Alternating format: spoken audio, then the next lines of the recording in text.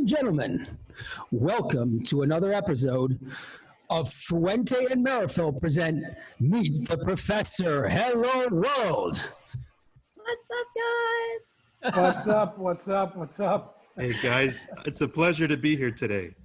Ladies and gentlemen, we have a very special guest of honor on our show. We are blessed. We are graced with his presence. The one and only doctor of our industry, Dr. Gaby Kafie. Doctor, welcome to our show. Jeremiah, please call me Gaby. Thank you so much. Hi, Melanie. Hi, Jose. Hey, what's up? What's up? You guys are people I admire, so it's an honor for me to be here. It's a pleasure. I can't say enough great things about this platform. The introduction was fantastic. I felt like I was watching a show. I love it. They did a great job. I love that too. It gets me excited. Gaby, continue, Jeremiah. No, I think we all have the same question on our lips, Professor. And that question is, Gaby, how does a doctor end up in the tobacco industry? Wow. Well, you know what? That's a very, very hot question, but not a lot of people ask that question to me. You know, what's interesting about cigars or premium cigars. Jasper, please. Tobacco. Bring Jasper on. Tell him Gaby says hello. I love Jasper.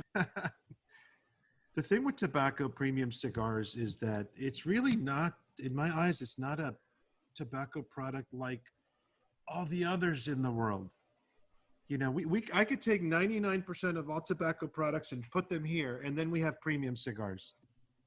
So for us, myself, my family, my uncles, the 119 years our family has been in Honduras, premium cigars were a thing of culture and elegance and tradition. And, you know, if you want to take it as far as, you know, family honor and respect and integrity, and whenever you lit a cigar, it was a special moment. You don't light a cigar, you light a cigarette. You know, so how does a doctor end up in cigars? I love cigars. And I could have been an engineer, an architect, the man that picks up your trash in front of your house. I love cigars. This is what I want to do the rest of my life. I love it. The transition was crazy. But I'd always had cigars in my life. You know, even I was the guy in medical school that would pull all-nighters studying for finals, and the best companion I had while I was a student was a cigar. It didn't talk, it didn't distract me, it didn't make noise, it helped me concentrate. And so my best companion throughout medical school and residency and formal training, and then once into my medical years, I found that cigars helped me really build the beautiful network around other people that really felt the same thing, you know, about not just medicine, but that social aspect. You know, I don't play golf, but I've been out there many times, and cigars, you know, you're out there, you go on somebody's boat or yacht and the cigars, and it's just a camaraderie thing. It's a different thing, man. I think it's like the you know, Lebanon has the cedar branch, and I think the rest of the world has tobacco and the cigar. It's a connection for friendship. Well, I've that's made beautiful. some of my best friends through tobacco. Definitely. Like Melanie recently. Thank you, Melanie. Yes, thank you. I'm enjoying the cigar right now. It's delicious. Excellent. Thank you. That's San Andres. Yes. Melanie, Carlito needs to get connected, so send them the link. But anyway, let's start with Gaby. We've been friends for many years. You're, I would say, one of the most respected manufacturers, because to us, respect, big or you're small. Wow. What you've done for the industry, and we're going to go little by little on this. So you're born in Honduras, and I know you did your studies in Miami, and then you did some specialties. Could you elaborate a little bit of that? Because that goes on with Jeremiah in the beginning. How do you go from being a very prominent doctor like your brother is one of the best cardio surgeons, I think, in the States. So let's talk a little bit about Honduras and how you wind up in Miami and, you know, doing your university, your college and all that. Okay, I appreciate that. Good question. I'm going to try to keep things really focused. You know, I was born in Honduras in Tegucigalpa. I'm third generation. Kafie, born in Honduras. My brother was also born there. He's my older brother, Fernando. He was named after my father. So he got the privilege, I didn't, of having the name Fernando. But when my brother and I was 5, he was about 8 or 9.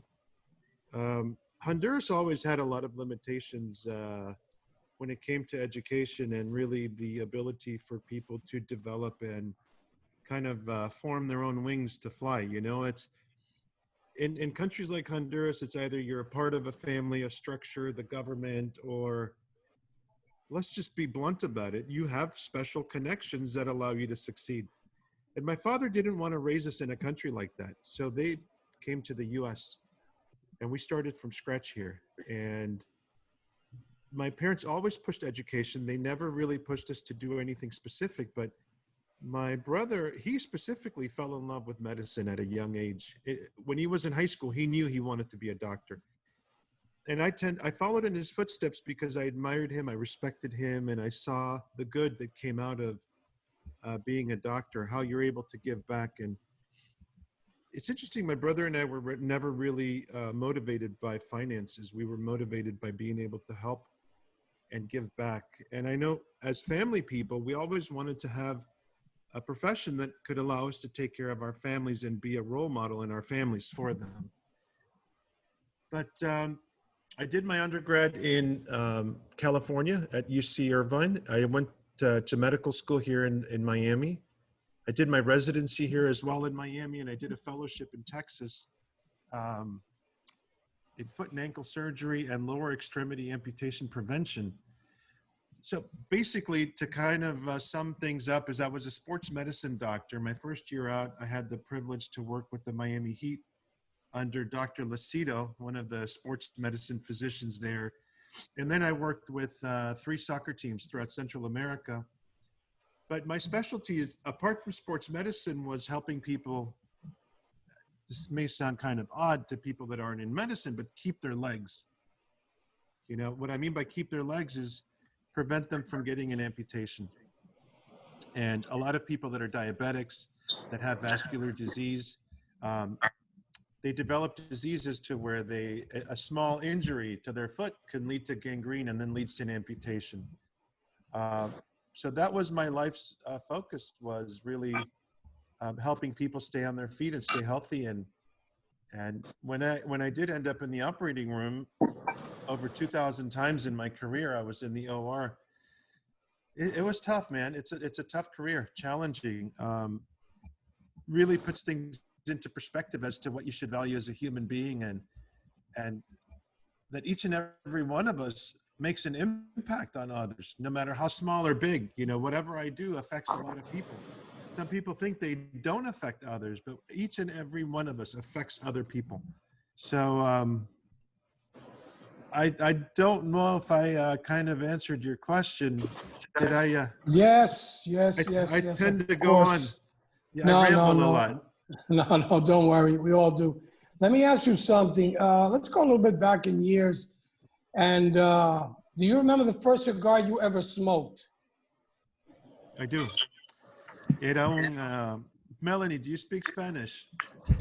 If I start talking, I smoked that. I will smile and nod. Okay. A Joya de Monterrey from Honduras. This was back in, I was about 17 years old.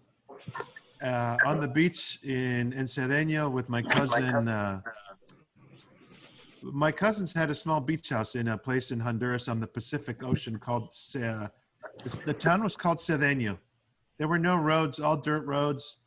If you had a house on the beaches, because it took you about probably 3 or 4 years to take the bricks there and build it, because there's really nothing there, and people would build beaches there just to get away houses on the beach there. But it was a Joya de Monterrey, Honduran made.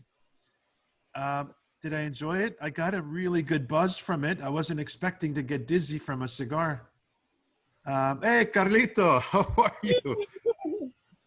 Welcome. Good to see you, my brother. Thank you, sir. Welcome. But yeah, 17 years old on the beach in Honduras. My cousin Wild, the men were playing poker and having whiskey.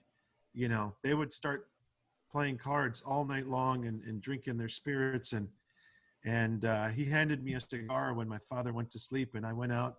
I walked along the boardwalk out to the beach on the sand. I sat there. I lit the cigar and just sat on the beach with the sunlight. Not the sunlight, the moonlight. It was crazy. It was like yesterday. And I remember 20 minutes into it, I went from sitting to laying down. That was it. And that was when yeah. Laying down, do you remember, was it face up or face down? It was a very elegant face up, of course. No. I don't even remember where I fell asleep that night. Honestly, I remember the cigar and I remember laying back. And then I think they had to go look for me on the beach somewhere. That was just Gaby se fue, he was out there. Interesting. Gaby, so you had a very successful career, and unfortunately, I think it was you had an eyesight problem, right? Yeah. It's I talk sometimes about what happened to me, but when I talk about it, I leave the emotions here. So I'm gonna try to. In 2008, I came home from work one day and I sat down, turned on the TV. My beautiful wife and we had our little boy Gabriel back then. The top of the TV screen looked like an EKG machine, and I thought it was maybe a migraine or a headache. And so I got up and walked over to the office. My office, I had a computer in there. I was going to go do my notes from the patients I saw that day. And the computer screen also had the little bit of a waving on the web address bar. Make a long story short, I go to the doctor's ophthalmologist. No, I went to the optometrist the next day just for a regular eye exam. I thought maybe a migraine, something was going on. And that doctor, and I'll never forget, he told me that in my left eye I had a neoplasm. And I'm like, okay, what do you mean neoplasm? Like, neoplasms in medicine are kind of like little skin tags, little benign skin tags. I didn't know you could have them in the retina.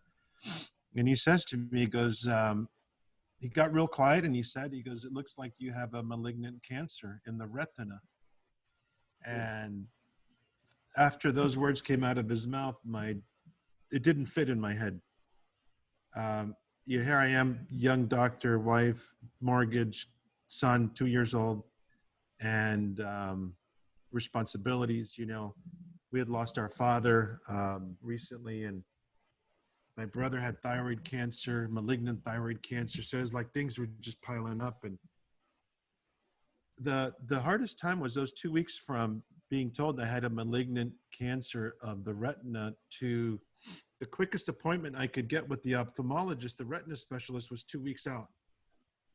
So those 2 weeks, I think I lost like 10 pounds. I couldn't eat. The stress, you're walking around and like all of a sudden you start feeling stuff that your brain starts to make up stuff. But so my career came to a halt when I went to see the ophthalmologist, and he told me that Dr. Pedro Lopez, a fantastic human being, Harvard trained. He's here at the Baptist Hospital. I love that guy.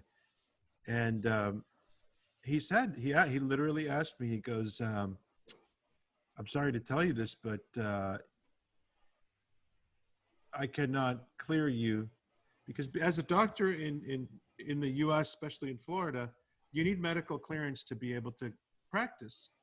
And when you go see a doctor and the doctor discovers a pathology that affects my ability to practice, he has to notify the medical board that Gaby Kafie has a problem with his eyesight. I cannot clear him to go do surgery or go practice. So my career came to an end like that. And then the problems compounded. The emotional problems began, the the financial problems began.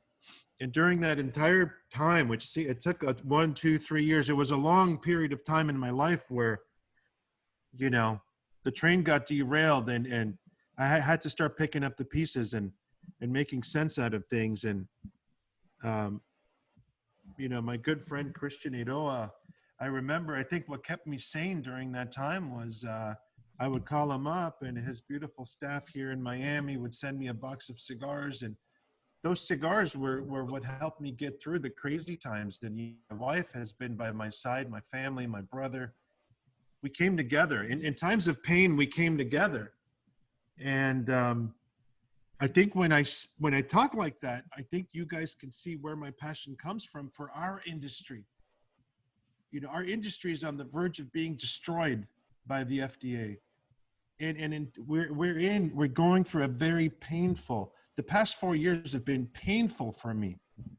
You know, I refound myself, I refound my passion, I found my purpose to live. And all of a sudden I get, when a young man finds his path in life, and then I'm being told that somebody wants to put an end to my business or to the jobs that we create. And here I am as a doctor. I loved medicine because I could give back and help people. And now I found myself in a premium cigar industry where this is one big family. You know, whether if it's helping somebody develop their brand or helping the workers in Honduras or the tobacco growers, we're always giving back.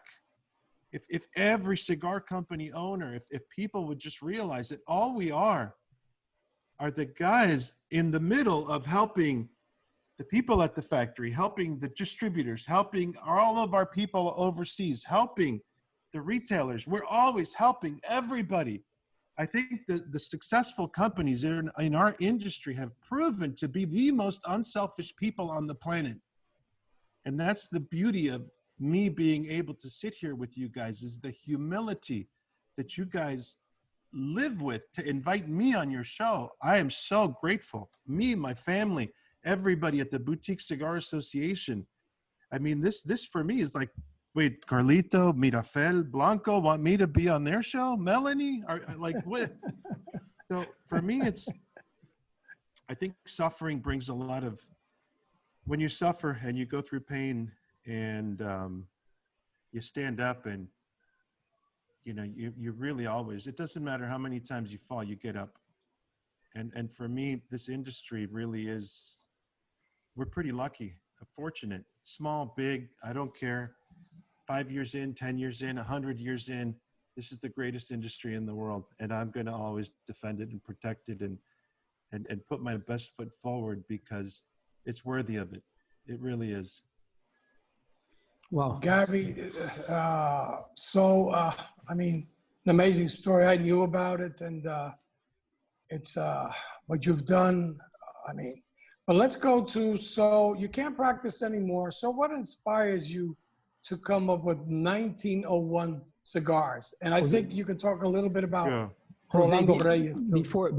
before Gaby answers that question, I want to read out a comment which Armin Gabrielian writes on the Facebook page, because I think it's very appropriate and it's very beautiful. Gaby, this says, when one door closes, another one opens. The medical world may be deprived of your excellence, but the cigar world and the cigar industry gained a rare gem. Cheers, brother. And that message is beautiful. Thank you, guys. That's beautiful. Thank you, Armin. Thank you. You know, Jose, most shows I get invited on, they don't ask questions like that. You're putting me on the spot. How did it start? Why 1901? You know, in 1901, my grandfather, Don Chukri, he traveled from Bethlehem, old Roman Catholic family, textiles merchant, traveled from Bethlehem to England to New York.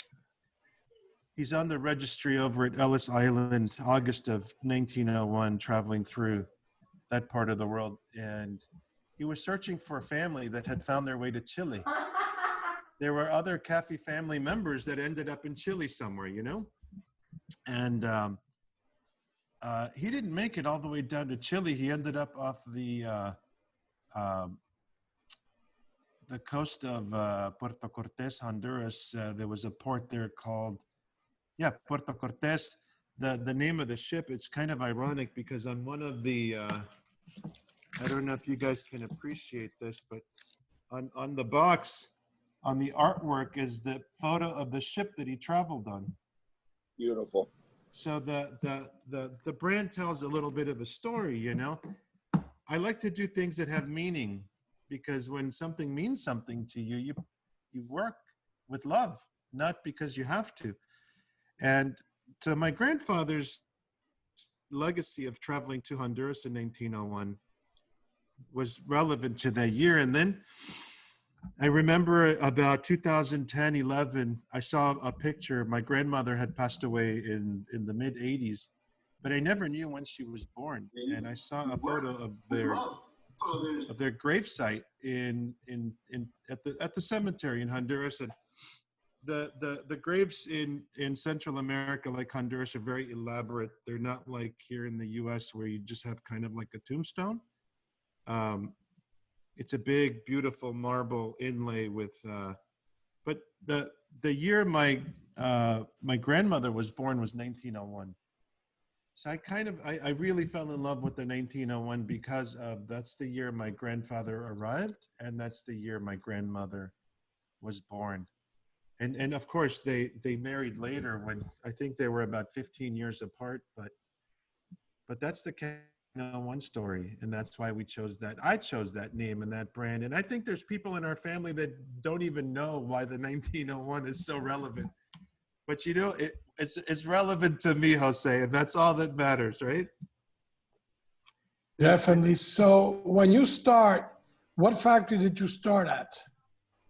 You know, I started working with. It wasn't easy. I had dabbled here and there. I was studying tobacco, and I say it's studying tobacco because there was a guy, man, back in 2012, 2013, that was working with a factory in Nicaragua. And this guy was working on a blend that just, I think that blend revolutionized people's impression of cigars coming out of Nicaragua. And it was you, Jose Blanco. It was you working with the Martinez family. You came out, and I'm sorry to talk about the past or other cigars or blends, but that was that cigar that inspired me to really think of tobacco at a broader scale. Tobacco to me at that time was Honduras, you know, because I'd been such close friends with the Eiroa family going back 25. We were 20 years old, Christian and I, fishing together. We grew up together practically. He was groomsman at my wedding. I mean, the friendship is fantastic. But I've only been exposed to Honduran tobacco, Nicaraguan tobacco with Joya de Nicaragua, and then el Señor Jose Blanco comes out of nowhere in my mind and just like stops the car and says, we're going to make cigars a little bit different. And you introduce Peruvian tobacco to that blend. And that thing, that when I first smoked that cigar, and I had the privilege to have Alejandro Martinez, el doctor, come to Miami because he's my wife's uncle. He was gracious enough to bring us a box for me. We went and met him at the airport, abrazos. He gave us a box, and I remember coming home, letting the box rest and enjoying that cigar, and really just my mind opened up. And I realized one thing, and I started to study Honduras and Nicaragua, the Dominican Republic. And I remember in the early 1990s that Cigar Aficionado was, I believe they wrote an article and called Honduras the next Mecca of cigars. Honduras, the next Mecca of cigars. And we all anticipated that Honduras would wake up, but unfortunately it never woke up. And the country that woke up was Nicaragua. And it was it's been a Nicaraguan cigar since then. Nicaragua, Dominican Republic, y Honduras se ha quedado, stayed behind. I'm sorry if I use Spanish words, but so my passion was also I wanted to put Honduras at the front again.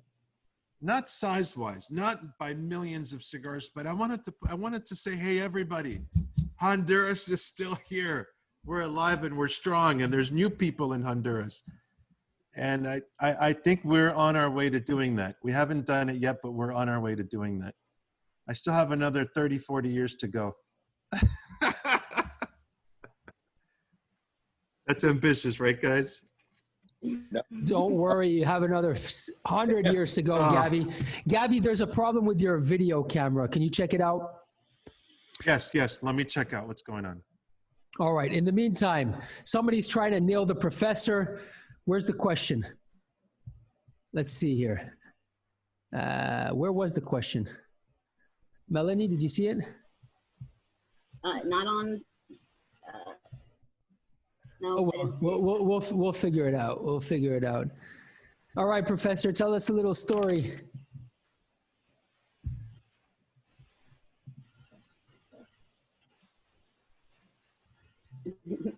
Well, the cigars are really good. Of course, they're very good, Melanie. They're Kafie cigars. Yeah. You know, one thing that I do remember when Dr. Kafie speaks about, you know, Honduras and everything, and you know, the next boom. I remember in the 70s, Honduras was the largest producer of cigars. Honduras was the mecca of cigars, and you know, that's where it really all started before Nicaragua and the Dominican Republic. It was, you know, it wasn't Honduras growing tobacco and all the big manufacturers. At one time, U.S. Tobacco, you know, Villazon was ATSA, you know, became people, you know, Orlando Reyes. Honduras was just a cigar producing country, and for a long time, and then things changed after the revolution, so forth. But a lot of people came to the Dominican Republic. You know, things changed. Honduras had incredible potential, and I have very, very fond memories of Honduras. I lived in Honduras for a while, and the only thing I don't going back to Honduras is Tegucigalpa. I think, you know, the way was about half a block long, and I remember the land was there in Florida, in Tegucigalpa to Tegucigalpa, and I can't say it. I know that there's a lot of people listening, but I used to feel my throat swelling. I wasn't. Wow. Tegucigalpa. Today, I guess they can't make the runway much bigger because there you have that cliff, and right. For those days in Honduras was the powerhouse of cigars. Wow. Carlito, didn't you spend time in Honduras before going to Nicaragua? Well, it was the other way around. After the revolution, factory burned. We had close friends in Honduras, and we were trying to just, you know, get cigars so we could provide and thing. And we were in Paraíso for also we were trying different things. So we ended up with for me very close friends of all the Tampa families, and Don Julio. You know, I in his house. I lived with him. And one of my mentors is Christians. You know, growing up, one of my mentors is Tabino Placenta, Godfather, who the tobacco man for Julio. So I spent a lot of time with family, bars together, get us back on our feet. And that's when they had that big fire next to the movie theater, and we were going to partner up. And that from then on. Shortly after that, I mean, my father came to the Dominican Republic, but I have very good memories, and especially of the Uroa family. I remember Around was Christian. I remember he was, you know, he was like a little Dennis the Menace. I remember he was hardly walking, and but he was you couldn't imagine. He was like I envisioned him. He was like a round rubber ball. He was a little chubby little kid. And he was always getting in trouble. And I remember one day they were looking for him. He was in a washing machine or something. But to see Christian to grow up to such a, you know, handsome, tall, good-looking man and such a close friend. You know, we go back a long. That's one of the beauties of this business, that I consider them family, even though they're, you know, some consumers might consider them competitors. I speak to Christian all the time, and you know, I want to just share, when this pandemic hit, just to go to show you how this industry really is. When the pandemic hit and we were closed for a couple of months, I got a call from Christian Aurora, and he says, "Carlito, brother, how you holding out? This and that, da da da. I just want you to know something. If there's anything I could do for you in Honduras to help you with production, help you with tobacco, help you with father, myself, any one of us, you got full support. All you have to do is just ask." Those kind of things, you know, they touch you, and that's the kind of relationship. And I would do the same for him and his father. It's just great relationships. So I'm very happy that you brought that up, Gaby, about the relationship industry, and we're just a big family.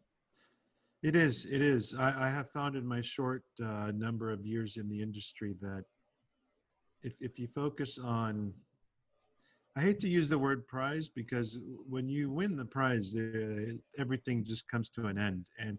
But when you keep your eyes due north, some people leave your life, but then you find out that the right people enter your life, and it really is something that I want my children to remember those words, because, you know, one of the things I'm grateful for, and I want to thank you all for giving me the privilege to speak with people I admire like yourselves, is that this is a record. You know, in the old days, I would, you know, I have a log that I keep, a journal. Every day I have a journal that I keep, and since I started my company, I have a page for every single day, how I've gotten to where I am today, because I don't ever want my kids to not know how we got to where we are. And it's things like this that I want my kids to remember how much I love them and how humble I am. And the invitation to be on this platform is a sign from God that we always do the right things. We always do good things. We always help people. We help protect the industry that we're in, and everything else will fall in its place. Don't be chasing it. Just do the right thing each and every day. You know, it's that beautiful thing about doing the right thing when nobody's watching. That's what makes the difference. In you look at a company like the Fuente Company, 110 years. Tremendo honor. Thank you. Thank you for being the example to all of us. The Meerapfel family. I don't know the entire history of your family, but I know just a fraction of it, and I admire so much what I've heard about the Meerapfel family. Jose Blanco, you as well. You as well. You know, if I start talking about your resume, we'll be here till 8 p.m., I think, Eastern Standard Time. And the pages for the book of the professor are yet to come. His best days are yet to come. That's what's amazing. Beautiful. Beautiful. Beautifully said, Gaby. So true. Thank you. And, you know, Melanie is a part of this whole entourage, and I respect everything you guys are doing. You're with the times, you're current. The world may be changing, but it seems that you guys are always leading the pack. And when I heard Jose Blanco was joining Fuente, that's when I really, really sat back, and inside, and my little voice inside my head was, wow, you know, God truly does have a plan bigger than all of us could ever imagine, you know? So I'm excited for you guys as well. Congratulations. Well, you mentioned in life, you know, sadly, some people leave, but then others entered. And I, speaking for the Fuente family, and I hope I speak for the industry, we are very blessed to have you enter the world of cigars. And even though it doesn't matter if you've been here for 1 day, 1 week, 1 year, or 50 years, wow, your contribution is right at the top with all the great ones who have given their lives. So thank you very much. Thank you. From our hearts, thank you. And we know that you do it from the heart, and you'll continue to do this forever. I'm honored and I'm grateful. I truly am. And for me, it's not about, you know, I'm very competitive, but like I had a talk with my son this morning, is be competitive but not with money. That's the easiest form of competition, is to go after and chase. You know, I have a saying, and I'm sorry to speak, maybe I'm being out of turn here, but No, please do. God made everything in this world, you know? He made everything in this world. Everything our eyes see and our hands touch and everything we smell, he created. But what he did not create is money. God did not create money. Man created money. So for a man to dedicate his entire life to chase the one thing that God did not create, we're going down the wrong path. And what happens is, one of my medical school, the dean of our medical school, our first day, he said to us, to the freshman class at the medical college, he said, if you are the best at what you do, and I don't care what specialty you go into, he said, if you are the best at what you do, you'll never have to worry about the money. The money will come. And so our focus, myself, my wife, the family, is on being able to achieve things that money can't. And it's painful. Like I said, it's a huge sacrifice. I mean, I get stuck thinking about it, because for us to get here today, it's been so much pain, sacrifice, hard work. You know, I you know, I never get like this, you guys, but it's such an honor for me to be with you guys. The level of passion, and sometimes I give up spending time with the family, but you know, I know that later in life they'll understand, and I'm hoping that with time and through the grace of hard work and guidance and always doing the right thing and helping others, I know that we're going to get to where we belong. And thank you guys for having me and allowing me to speak and share my story. Cigars, let me tell you, I mean, I'm going to be a little bit blunt here, but everyone thinks it's easy to make a good cigar. Cigars are a pain in the ass. I've never worked with something. Tobacco is like, everyone thinks, oh, you grow tobacco. Like, we don't grow tobacco. I would never dare grow tobacco. People think you grow tobacco, you cure it, you ferment it, you roll it, you got and a cigar aficionado cigar of the year. That couldn't be further from the truth. Cigar, and I think someone, I don't know who it was, maybe Christian Eidoa said this, tobacco is your biggest enemy. If it's too dry, it's not right. If it's too moist, it's not right. If it's not fermented, like, there's so many variables that go into making a cigar. And then as cigar makers, we're all thrown to the sharks. You know, the sharks are all of the cigar bloggers, because there's 1,000,001 of them now. And one guy thinks your cigar's fabulous. The other guy thinks it deserves to be in the trash. This guy thinks, you know, and it's like, if you really tune into what everybody says about you or the cigars, I think you'll commit suicide. This is not an easy industry to be in. By no means. But Carlito's laughing. This is not an easy industry, because you'll think you'll have everything right, and you think this is it. This is the year. And then you're like, oh man, next year we'll get it right. And then it's just a never ending process. And the lucky part is that there's so many different palettes out there that through trial and error, we just seem to keep moving forward. We keep trying to, I swear, it's not an easy industry. Jose Blanco's looking at me like, kid, you have no idea. And it's only going to get harder. Believe me, it never gets easier. Gaby, let's talk a little bit. You played a huge role with the little guys. So how did this idea, because I know you're the founder and the president of the Boutique Cigar Association. So what made you come up with the idea to unite so many small companies that are making some fantastic cigars and, you know, just fight for them? And I got to say this before I forget, even though you're a small company, you have done so much for our industry in research with the FDA, that has been amazing for us. Thank you for that. Thank you, Jose. I don't do it for recognition. I do it because I think it's my purpose. It's my purpose. It's my calling, you know? The Boutique Cigar Association, on August 8th, 2016, the FDA regulations passed, or I should say were implemented into our industry. And I noticed Cigar Rights of America, Glenn Loop and his beautiful wife had really gone through and taken the time to educate me about, hey, you know what, Gaby, I need to come see you. He actually drove down to Miami, flew down, drove down, came to see me, and we talked and I listened, and he planted the seed.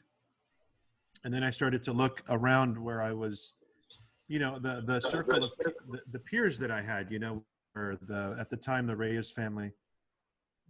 And a lot of people, because of being in the industry for so many years, I think they just kind of got tired of, yeah, oh, we're grandfathered, we're fine. And that to me was like the biggest mistake anybody could say is, we're grandfathered, we're fine. And I said, you know what, 2-3 years out, we've got time to do things. And so I began to educate myself. And I began to support Cigar Rights of America. And at the time, I couldn't afford to be a part of PCA. I could not afford to go to the trade shows or so I decided to spend time investing into educating myself. I don't know, is my audio breaking up? So somebody needs to mute. There's interference.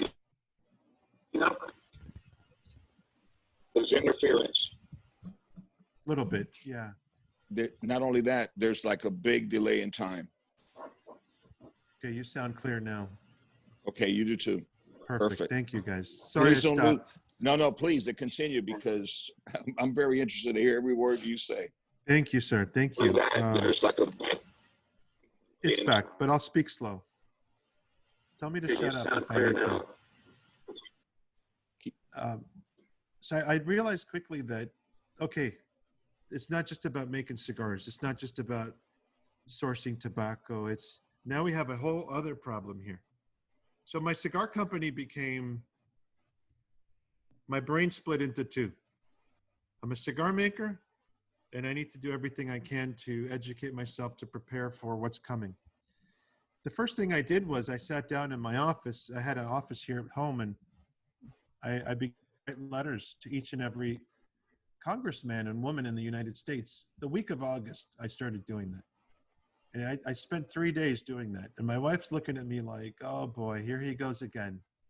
Because there's other things happened to me before I got into cigars, where I got into the longest legal battle with the biggest insurance company in the US, Northwestern Mutual Insurance Company. I won't get into details because we signed a non-disclosure agreement, but in order for me to properly challenge that insurance company, we had to change Florida law for then me as a physician to have rights to be able to sue them as an out-of-state company.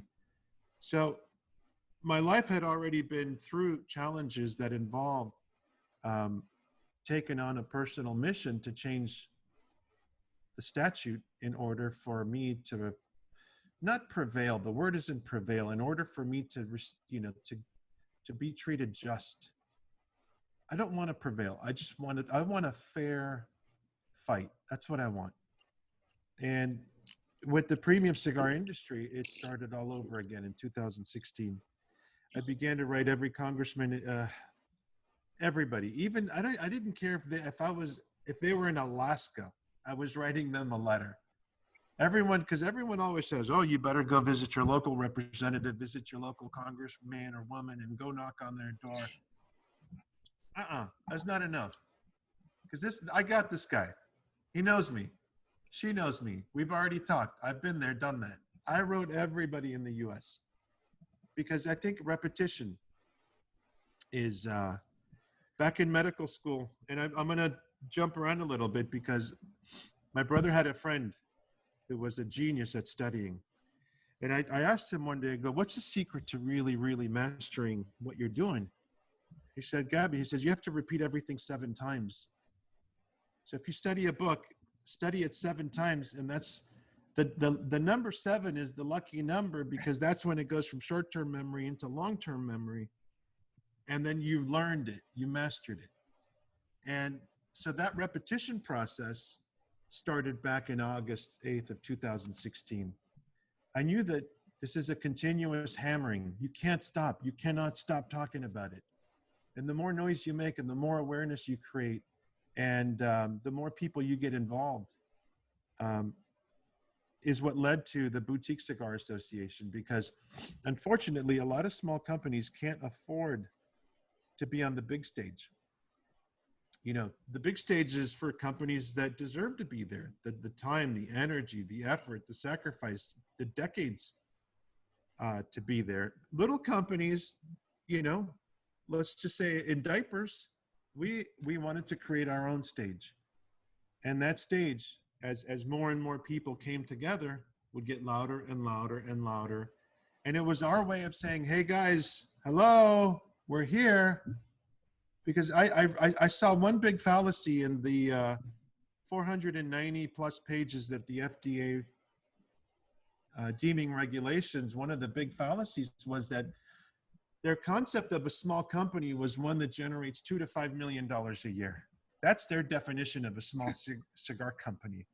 And I said, hello. So we set out to redefine what a small company is. And that's why we set a limit. And some people get on this they get lost in the philosophy of what is boutique. Our use of the word boutique is specifically for 2 reasons. We're small companies, but we're also companies that have a limited revenue stream. And we want to make the public aware of that, you know. But boutique, gosh, Fuente is a fantastic example of a huge company that is still boutique because of the sacrifice, the love, the dedication, being at the factory every single cigar. Ernesto Perez Carillo is another fantastic example, the godfather of boutique, right? But for lobbying purposes, the Boutique Cigar Association was created to represent a lot of the small companies that don't have a voice, number 1. And number 2 I made a lot of mistakes my first 5, 6, 7 years. I'm still making mistakes. But I didn't think it was fair that anybody else that wanted to get into this business, enter this industry, if I could help them avoid those mistakes, then that was my goal as well. And again, the BCA has been non-for-profit. We've never collected people have sent in checks. We've never cashed them. This has been pure our way of giving back. Myself, my family, Carrie Horney, who's the VP, Armin Caprelian, treasurer. We've really put together a great team. We had 7 initial board members, all had an equal say, but the lethargy, you know, people got tired of this never-ending fight, and we lost people along the way. But it seems that the message is still there. The vision, the mission is still as strong as ever. And the BCA is really here to stay, in my opinion, and to really voice the concerns. We have a lot of problems with small companies. We have problems sourcing tobacco. We have problems finding the right factories to work with us. You know, I went and I started my own little factory in Honduras. Some of the big factories don't take the little guys seriously. And what we do see is there's a handful of people that are very talented in this industry that are in let's just say the designers. I don't want to use the word graphic designer because I think that takes away from the value of who these people are. These people are visionary designers that really are able to introduce brands to market that change the direction that our whole industry goes in. Their designs influence the next 10 years of where all the energy and the focus goes. So that's not a graphic designer. A graphic designer is a guy that sits behind a computer and does a little You got architects. These are engineers. These are maestros that are, I don't want to mention any names porque I respect the privacy of who everybody works with, but I have great respect for those guys. And when I look at how they started and where they are today, and I can count them on one hand. They're beautiful people that express themselves through art. And the FDA regulations, what they want to do to that is kill it. They want to kill that. And I think it's a disaster.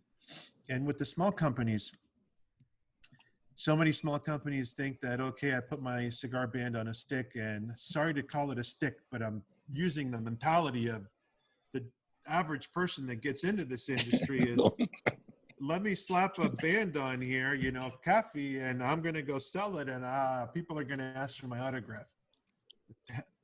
Like, I feel bad for the factory that takes that person's money. You know, don't. You know, for us, what's? I had a 1-year plan, a 3-year plan, 5-year plan, 7-year plan, and a 10-year plan. And right now I'm on my 7-year plan, and I wish I could go back and redo 1, 3, 5 because I made so many mistakes. And the one thing that I can tell anybody in this entire industry is, unless you're there standing in person, when they're doing a design, you need to be standing there with the designer, watching every single move, every stroke, every Pantone of color, every vector, look at the whole thing. You know, some people don't have that ability to look and appeal to the sixth sense, you know? It's easy to appeal to taste, color, sight, all those things, right? But to appeal to the sixth sense, the sixth sense to me is when you have a brand and the brand now has developed an aura. That's the sixth sense. When you can create something that is larger than you and larger than the box and larger than you could have ever imagined, when you can take things to the next level where now that product has no boundaries, that's the way to go in creating a product and a brand that has no limits and no barriers. But unfortunately, I see a lot of small companies that come into this industry and they have the wrong partnerships. You know, Rolando Reyes Sr., God rest his soul, and he's my greatest mentor, and his family. And I'm going to be I'm going to say this because you have no idea how many times I lost sleep at night. We had problems. I wasn't feeling respected. I wasn't feeling like they heard my message or my vision. And I was frustrated, you know, but you know what? I will never, not once, ever, hasta que me muera, never va a salir una mala palabra, one bad word against that family. Because what I learned from that family about the history, the legacy, here's a man from Las Placetas, Cuba, who at the age of 14 started rolling cigars, and he went to work for a woman whose husband had died. And he was a roller, you know, and he worked with the best factories in Cuba. And the woman that he went to work for in Cuba had a factory called Los Aliados. And that factory is, when she lost her husband, and as she was getting older, she left that factory as inheritance to Rolando Reyes, the man who at 14 was working there and helping her and guiding her. They got to a point in Cuba where they were I think they were creating 5-6 million cigars a year. And what's interesting about Rolando Reyes Sr. is that these are true stories of him on the ground. And he came to the US, and I'll never forget, because the irony of, you know, I was born 7/7/71. My lucky, can you guess what my lucky? I'm not going to come out with a brand called 777. No. But Rolando Reyes came to the US in July 6th of 1971. And I was born July 7, 1971.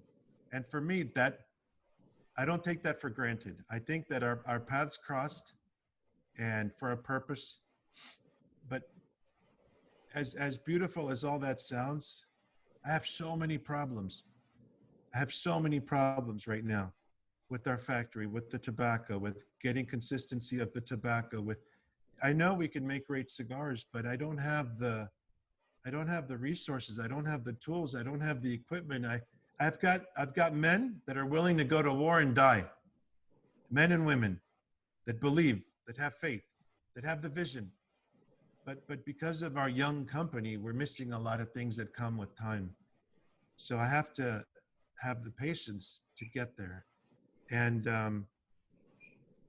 I'm trying to stay focused, Jose. You asked me specifically a question. Do you? The Boutique Cigar Association. Yeah, thank you. And the BCA was really not just a lobbying effort, but a way to help companies from spending money in the wrong places, wasting their efforts, too many companies start a brand and then they go to IPCPR the first year. And they think that they're going to make it big. And as much as I love the PCA and I love to support the industry, and you have to be ready to go to PCA. You have to go there with a team, with an entourage. People got to get to know you, introduce your products. You need some kind of a sales team. You can't just go there and expect greatness. You know, any business, big or small, you have to look at return on investment. And when the platform allows for a proper return on investment at that time, then you begin to support, because you want your business to grow, not to contract. And if you're going into this industry for the wrong reasons, I hate using the word ego, because I think so many people have different definitions of the word ego, but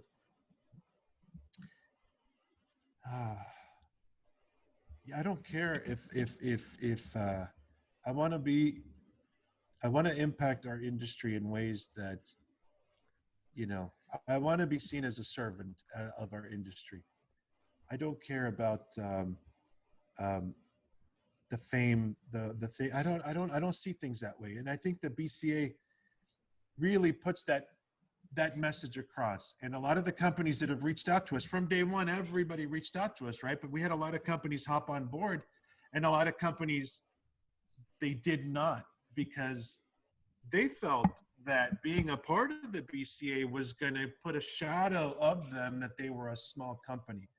And these were small companies in the industry that have, in my opinion, delusions of grandeur. When if in life, if you are standing on your 2 feet on firm ground, you should be as confident as anybody else. But when you have a small company and you think, oh, you know, I have 5,000 social media followers. Let me tell you guys, I love Rolando Reyes, because in 2012, they were selling 500,000 Rolly cigars, the famous Rolly bundle, right? 500,000 Rollies a year they were selling. And you wouldn't find one social media post on the Rolly. So because a brand is popular on social media doesn't mean that they're selling 1 million cigars a year. Social media is exactly that. It's for socializing, guys. It's not a business. Yes, people got to know us through social media, through socializing. But once that's done, then we go do business. And you have to fulfill the need in the marketplace. People want a new brand. They want good cigars. They want good customer service. They want good, you know, and that leads us to the third vision of why we created the BCA. Was number one was the lobbying. Number two was so that people don't make a lot of mistakes. Number three was so that I saw too many companies. Let me rephrase that.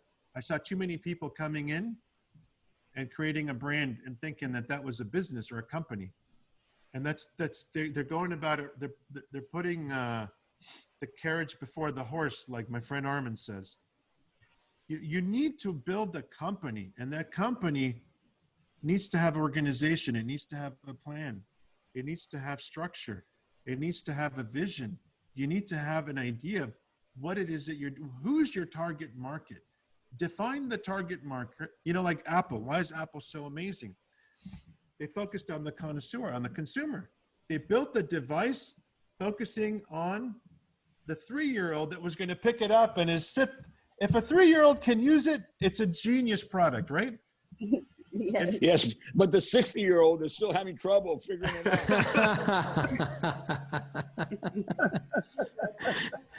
Dr. That's funny. Kafie, you are truly an inspiring and very interesting gentleman. This was an unbelievable show, and thank you very, very, very much for your contribution. But before we go, Thank you. we're going to bring on Rich. Rich, it's that time of the day. I'm not going to say Benoit's baked. I'm going to say Rich is baked. Rich, I've just promoted you to panelist. Turn your video on and let's get this show cracking. That's great. Mute. There I am. I'm not muted. Not Am I yet. there? Hi, everybody. Am I How you there? doing? Hi, Yeah. Rich. Hi, Rich. Hello. Good morning, everybody. Good morning. Dr. Kafie, you did Yes. mention something about money and evil. And a lot of people use the wrong phrase. They say money is the root of all evil. It is not. It's the pursuit of money that is the root of all evil. Mhm. So money is Oh, not true. the evil part. Yes, sir. Alrighty, quickly. Thank you, Rich. Good hearing from you. That's a pleasure. I thought I had my camera on. I guess I don't. Let's turn it on. Yeah, if I Here we figure it out. go. Okay. Because we got to get the face There you effect on go. this, Rich. There we Oh my go. goodness! Look at me. I'm adorable. Look at that, huh? Well, okay. I've got a couple of neighbors, young couples, and the two wives got together and said to their husbands, "Listen, we're going to go to a local bar, just the two of us, girls' night out." And the husbands say, "Okay, just be careful. Take your time. Don't get overdone." Well, the girls go to this local pub and enjoy themselves with a lot of liquid libation. And on the way home, they're walking back and they realize they both have to use the restroom. So they're walking through a cemetery and one girl says, "I gotta go. I'm just gonna go right here. That's it." And she goes to the bathroom. She says, "I have nothing to clean up with." So she takes off her panties and cleans herself up. Her girlfriend's about 3-4 feet away and says, "I gotta do the same thing." But she says, "Aha, there's a wreath over here. I'll take the ribbon off the wreath and I'll clean myself up using the ribbon from the wreath." Well, the next morning, the two guys are talking and one guy says, "I don't think this was such a good idea." He says, "What happened?" He says, "My wife got home last night and she didn't have her panties with her." And the husband said, "Boy, are you lucky. My wife got home last night and she had this card stuck between her butt cheeks that said, 'From all of us at the fire station, we'll never forget you.'"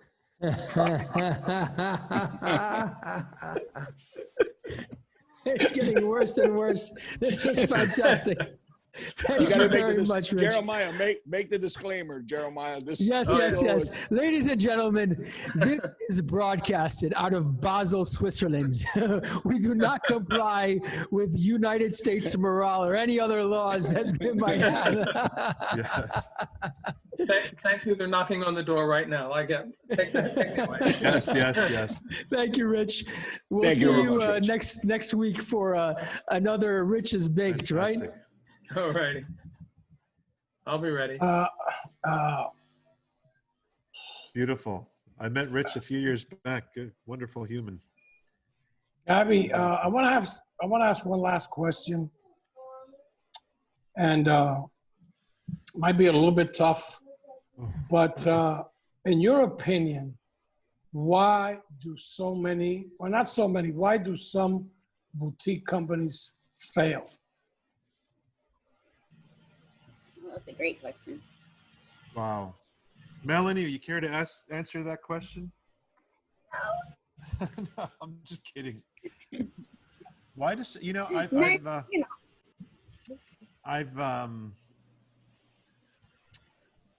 I remember when I got into the industry, the Reyes family had a poster in their packing room where it's a vintage poster with all the cigar bands from the past 50 years. And I was sitting there and I'm looking at it, as I'm packing my humble orders to the first stores I was getting into. And man, I'm like, wow, half of those brands are gone, And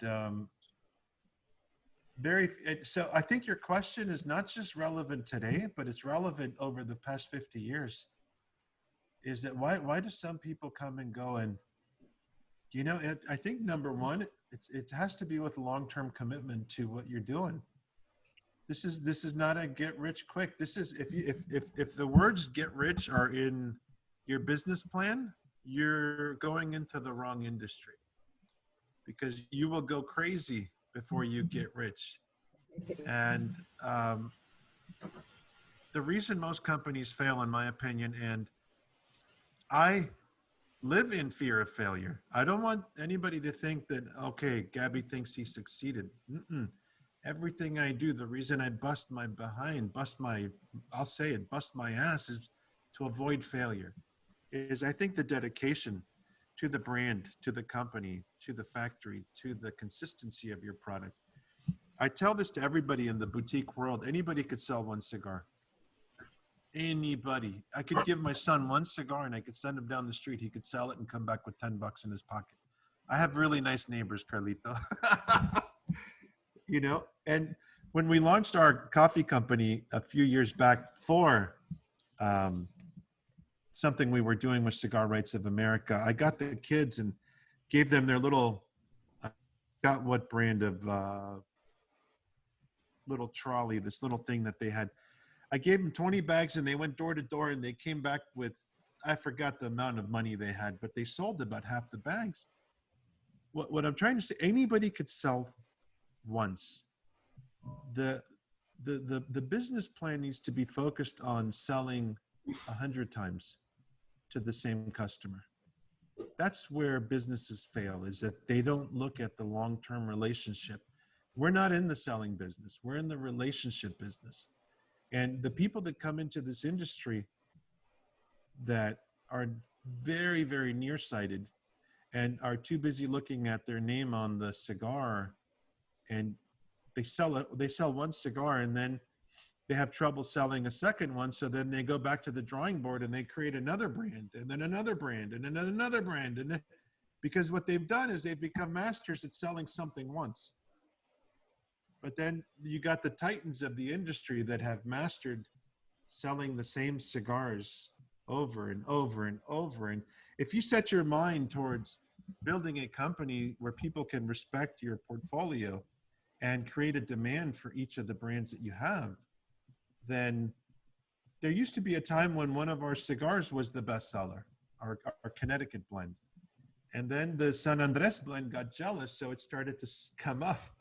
The cigars are always competing for one another. And this year it's our Sumatra blend. And I created the Sumatra blend because of, I think, my respect for the Reyes family and the tobacco that they used to love to use. And it's become our #1 seller. But we never stop trying to make sure all of our children are succeeding. It's not just, it's you have to have a really big vision and the discipline to see it through. Discipline means sacrifice. I'm not saying you sit there all day waiting for the phone to ring. Do things, be active, love your brand. If you love your brand, it becomes contagious. Everybody will love it too. If you love your family, your brand, your people at the factory, if you love, that is so contagious. Nothing, you can't block the sun with one hand. It doesn't work. And I'm as tiny as I am, as small. And you know what? I heard the other day somebody was criticizing us because we're small. Oh yeah, you know they want to be big. Oh, listen, I'm so proud. I'm so proud that the first 300 boxes of cigars that ever came into the U.S., I got in my car years ago, and my wife said to me, oh, 300 boxes have come in. What are you going to do now? Like, what's your plan? I said, well, it's time for people to meet me and get to know my brand and my cigars. She goes, what are you going to do? I said, I'm going to get in my car and I'm not coming home until they're all sold. And I ended up at Virginia Tobacco in Virginia, obviously. And I met the proprietor of that lovely store, and he looked at me like I was crazy. He said, what are you doing making cigars in Honduras? I go, well, my dream is to put cigars back at the forefront with Honduras. And he goes, didn't Punch already do that? And I said, yeah, I go, but my vision is to really bring the families. I want people to think of the Kafie family when they think of Honduras. And 7 years later, we've been so honored with Cigar Journal nominating us Best Value Cigar. Then the next year, Best Cigar. Then this year, Best Brand Honduras. And my dream's always been to put the Kafie family and Honduras tobacco at the forefront. And I've never lost focus. Why do companies fail why do so many companies fail? Because they're not obsessed with what they're doing. It's not in their blood. I wasn't born with it. I'm not a second generation, but it's in my blood. I wake up, that's what I think about. I go to bed, I have dreams. I had a dream when I left the Reyes family about tobacco fermentation because there was one thing missing. I couldn't figure it out. And I had a dream and I woke up at 2:33 in the morning. And in my dream, I dreamt about the fermentation process. And I woke up my wife and she's like, te loco. He's like, I married the wrong guy, you know? I thought I married a doctor. She was saying, but I poor lady, man. Melanie, you and her should give her some therapy. Oh, don't say that. Yeah, I don't think that there's enough dedication. If you dedicate yourself to something, you'll do well. You know, you'll make yourself happy. And I think when you contribute, that's where real happiness comes from. You know, when you worry about others more than you worry about yourself, that's when I think God looks out for you. Because if it's the opposite approach, no matter what you do, you're going to trip and fall and break your nose every time. It's karma. I'm a strong believer in the energy that you put out is the energy that you'll get back. I'm a strong believer of that. My brother is my greatest mentor, a vascular surgeon from Pensacola, Florida. He goes to work every day, and every day he saves people's lives. He does a bypass. He fixes an aneurysm. And, you know, when I've been blessed to now be on this journey in my life, I can't imagine what it's like to wake up every single morning and people are depending on you to save their life or their father's life or their grandfather, grandmother. And the pressure that he's under, and he does it so unselfishly. He's very humble, very unselfish.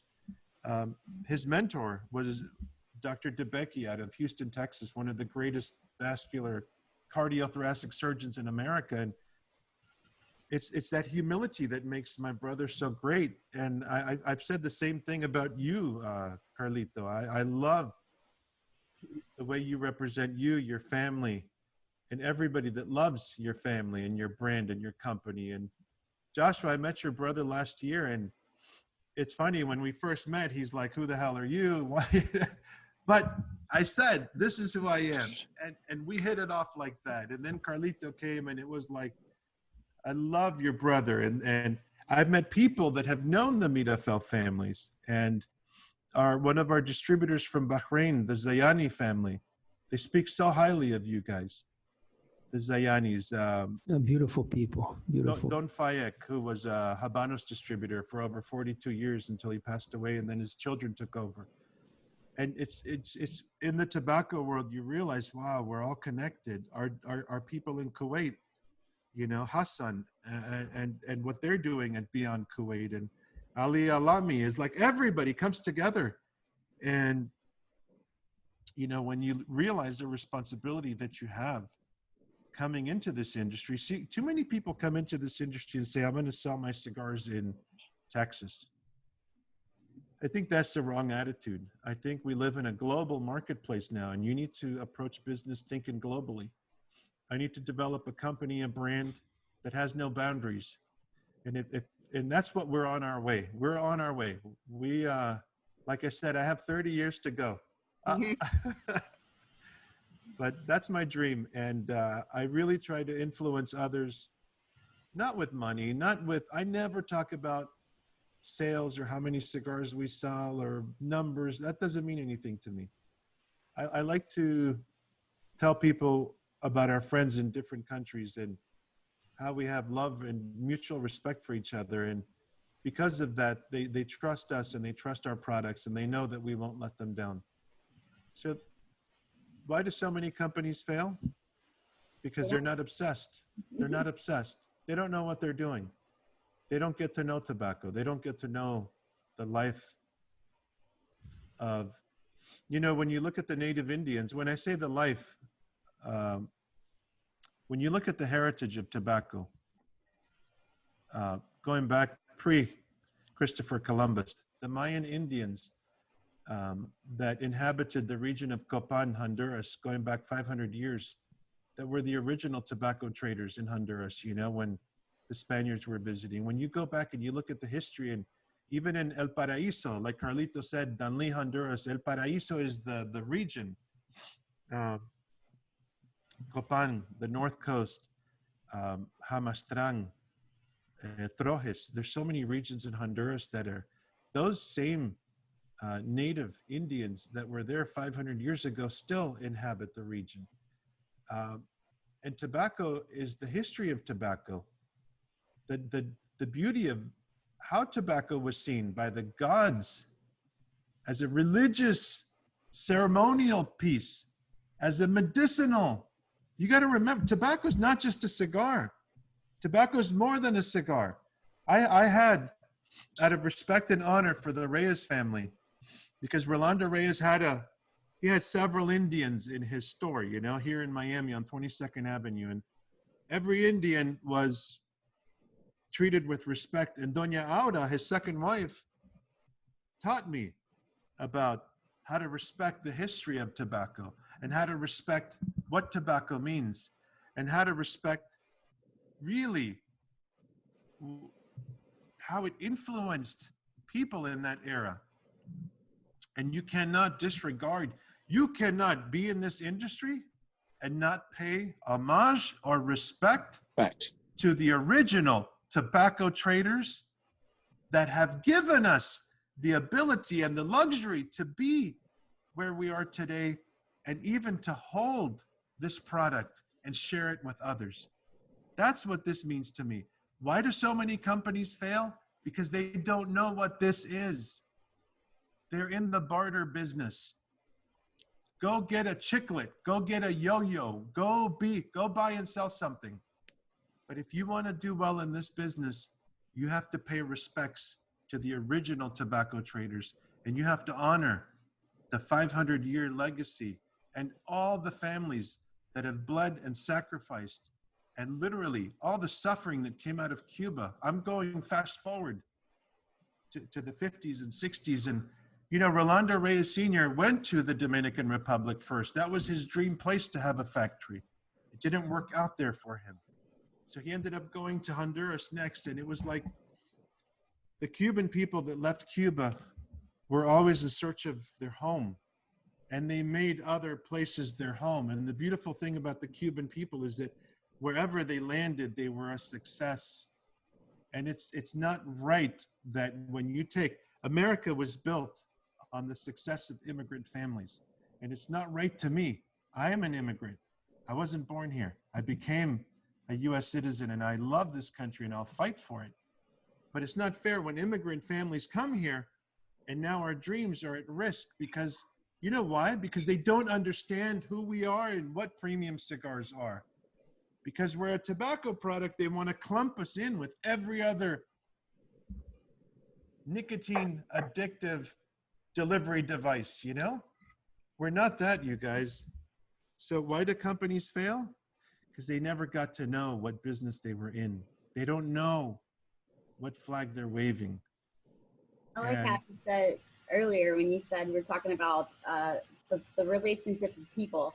I feel like a lot of companies, like you said, they are looking for the get-rich scheme, and you can go out and buy as much stuff as you want, but the last thing that you could buy is a farm or a plant, you know, something that has to be grown and loved. And that's the same thing with your following and selling cigars, is that you're looking for the relationships. Those are going to last. Yeah. Well, ladies and gentlemen, we have had the privilege of listening to somebody who has so much passion, so much dedication, who is so humble, who is so full of everything that is necessary to be a representative and a pillar in the tobacco industry. Ladies and gentlemen, please thank Dr. Gaby Kafie for his presence on Fuente and Meerapfel present Meet the Professor. Gaby, thank you very, very, very much for being on the show with us today. Dr. Kafie, please. Thank you. And Jeremiah, with your permission, I would like to add that, you know, every expression of this last hour and a half by Dr. Kafie really touched me. Every single word that he said. And he mentioned one word that I just want him to know. He mentioned the word fear. I don't care how long you've been in this business or how many generations. Fear is a word that haunts me every single day. Fear to fail, fear to not to deliver to our consumers what they expect to receive. Fear is such a powerful word. And fear is something that hit me so hard when FDA threatened to destroy our companies. And my biggest fear was when the attempt to put warning on cigar boxes. I knew that that would destroy our heritage, our legacy, our history. It would destroy everything, all our art, everything that we believe so strongly in. As you mentioned, 1901, and to me, 1912, my grandfather's image and so forth. You know, thank God through hard work, we seem to have overcome that momentarily. The fight will continue. But the other fear that I faced when I saw the regulations that were proposed was that it would hinder or prevent any young, creative person from coming into the industry. And you know how I feel. And without that young blood, with that creativity, without that energy, without the industry constantly being freshened with young blood and young ideas, the writing is on the wall, and it will be the end of our industry that we love so much. So I thank you because your contributions through Boutique Cigar of America, bringing people together, giving them the platform, and giving them the guidance is the biggest contribution that you could give the cigar lovers around the world. So I take my hat off to you. I have the greatest respect and admiration, and I feel blessed and honored that I have become a friend of yours. Wow. I just want to say thank you so much for accepting this invitation. You have been a big contribution to Meet the Professor, and you're a big contribution to the world of cigars. Thank you. That's quite an honor.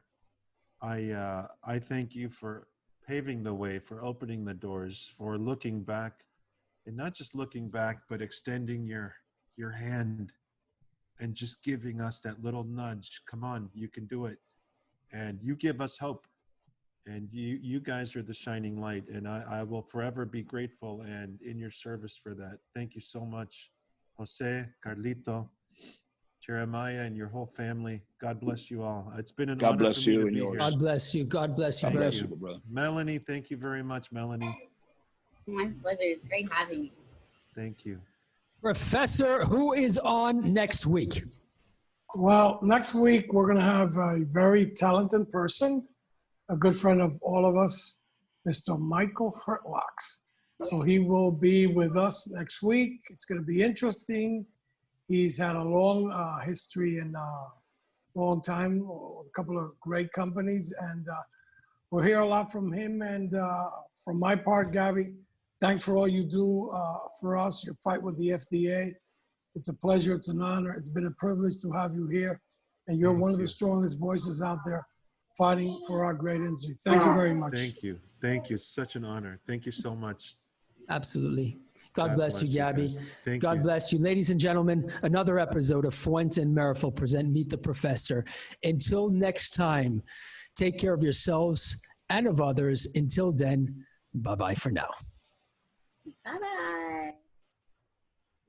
Bye. Bye-bye, everyone. God bless. Bye-bye. Thank you. Thank you.